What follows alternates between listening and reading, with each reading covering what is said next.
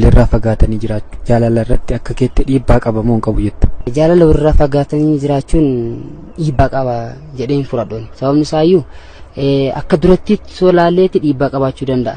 Teknikaallee adda addaa hin babal'anne sababa ta'eef wal arguu dhiisuu dandeessa. Har'a garuu sadarkaa bilbilaatiin illee wal argitee waliin haasoftee yaada wal jijjiiruu dandeessa waan ta'eef iddootti sammuun kee sana dhiphate sanallee adeemsa sagalee sanaatiin deemtee yaada wal mijeessuu dandeessa waan ta'eef fageenyi jaalalaaf dhiibbaa qaba natti fakkaatu.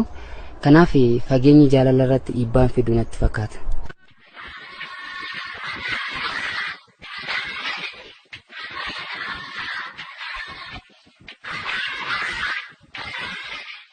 Fageenyi jaalala irratti dhiibbaa hin qaba. Maaliif hoo jenne shamarreen tokko yoo nama tokko fagoorraa jaalatte yookiin dargaggeessi tokko fagoorraa yoo jaalate bilbilaan wal arguu qaama waliin arganii fagoorratti waan wal qunnamanii fi sun immoo yeroon itti dargaggeessi tokko shamarree jaalate shamarree san jala obboleessumti ishiillee bilbila yoo jalaa kaasee jedhe akka waan ishiin nama biraa jaalatteetu wajjiniin achi bilbila sana namni biraa jalaa kaasetti yaadeto itti wal lolan hin jiru. Daangaa jaalalaa sana yeroon itti miidhu hin jira jaalalli. Saniif jaalalli fageenya irratti gaafa jiru akkasumas immoo yeroon ishiin bira hin jirtu yookiin inni bira hin jiru waan ta'eef dargaggeessi tokko yookiin shamarreen tokko ani ishii bira jirtu san jaalatu ni jira. Saniif fagoo irratti kan argamu dhiibbaa qaba jaalala irratti jaalalli fageenya.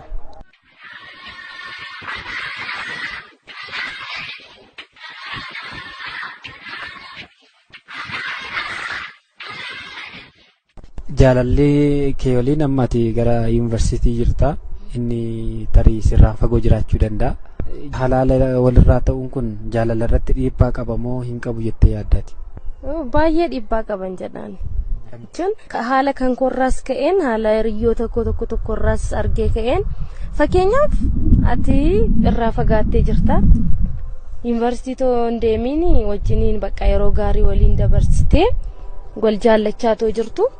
Xiqqoo ishee gaappiin gidduu keetti jechuun fageenyi yeroo uumamu bakka innis tarii nama biraa ilaaluu danda'a. Tarii isheen nan argitu jedhee isheenis tarii isheetu shamarranitti yuunivarsiitii galeerammoo yoo ta'e haalli ishee dogoggorsuu danda'a. Namoota ijoollee hiriyoota ishee argitee nan bashannanaanis jettee tarii bakka waadaa ishee sana dagattee waan hin taane keessa galti. Innaa kun baay'ee fageenyaan ol jaallachuun baay'ee miidhaa qaba jedhee yaadan. Jaalalaaf baay'ee miidhaa qaba. Namni fageenyatti waliin amanu wal bukkeetti yoo ta'e malee sababiin isaa innis nan argitu jedhee isheenis nan argu jettee bakka lamaan isaanii kallacha adda addaa ilaaluu waan danda'aniif jaalalli fagoo anaaf baay'ee gaarii miti jedhee yaada. Kanaafuu furmaanni isaa maali ta'attee yaaddame? Furmaanni isaa xiqqoo ishee yoo cime jechuun wal jaallattee waliif amanamummaadhaan waadaa walii galtee jechuun anis siifin amanamaa. Hamma yeroo turtuuf fakkeenyaaf waggaa 3 yuunivarsiitii teessitaanaan isheen shamarranii bakka amma dhufutti naaf amanamisiif anis siif amanameen jiraadha jettee bakka bilbilaan irree gaappee walii fillaatiin yeroo hundumaarree jechuun yaada isheerraa akka fagaachaa hin deemne bilbilaan irree bakka yerootti sababiin isaa akka isheen bukkee jirtutti godhee akka inni fiil godhu bilbilaan daddafteerree too wal dubbisan kun xiqqoo furmaata ta'uu danda'a. Tokkoffaan immoo waadaa walii galu. Waadaa jechuun wanta salphaa jechuu waan hin taaneef tarii waadaa sana waan sodaatuuf namni tokko waadaa sanarra darbee kan biraa jaallachuu hin danda'u. Innaa furmaanni isaa xiqqoo ishee furmaata ta'a jedheen kan hin yaadu waadaa walii galanii taa'uu fi fageenyi baay'ee yoo hammaaterree bilbilaan irree bakka daddafanii wal argan hamma ishee bukkee jirti waan yaaduuf waan biraa yaaduu dhiisuu danda'a. Kana malee walirraa fagaatanii jaalalli baay'ee jaalalaatiif gufuu guddaadha jedhee.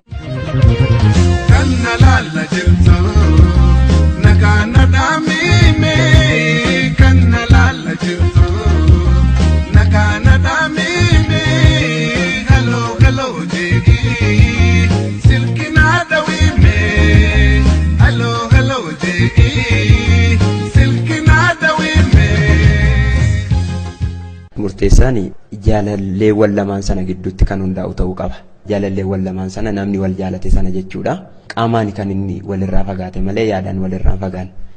Qaamaan walirraa fagaatuyyuu yaadaan tokko ta'ee jira waan ta'eef jaalalli gidduu isaanii fageenya irratti kan hundaa'u miti. Akkasumallee jechamoonni tokko ni jira fakkeenyaaf jaalalli dhugaan addaan fageenya yerootiin hin citu kan jedhu sana amma inni sun jecha baay'ee sirriidha.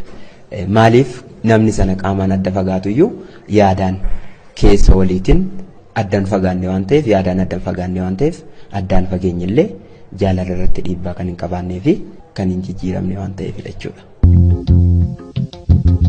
Hello. Hello.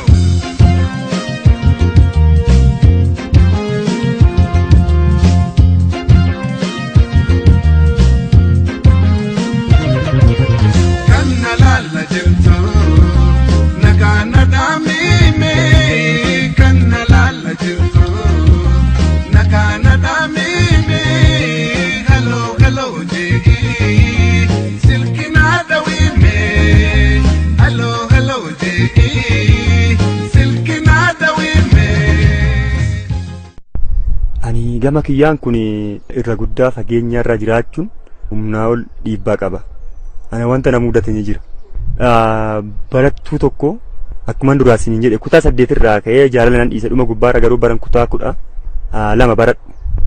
Jaalala kana micoo wayii kutaa 12 yeroon baradhu micoo wayiitiin ishee fuulduran taashiin na duuba teessi jaalala wajjin eegalle. Jaalala waliin eegallee anillee maatirikii fudhee ishiinillee maatirikii fudhattee maatirikii sunillee ana gara akkuma dura isiniin jedhe gara yuunivarsiitii Finfinnee na ga'e ishii gara yuunivarsiitii Madda Walaabuu ga'e. Gaafa Madda Walaabuu ga'u yeroo dura wajjin hin jiru san garuu naannoo tokko mana kiraa fudhannee galla. Anis yoo xiqqaate guyyaa tokko odoon ishiin arginu oolu ishiin illee osoo nan arginu ooltu ani isheen na arguu baatte taanaan hin dhukkubsatteen jedha anillee na arguu baatte taanaan ishiin waan akkasii yaadde dhukkubsattee yaada jedhu garuu dhuma gubbaa gaafa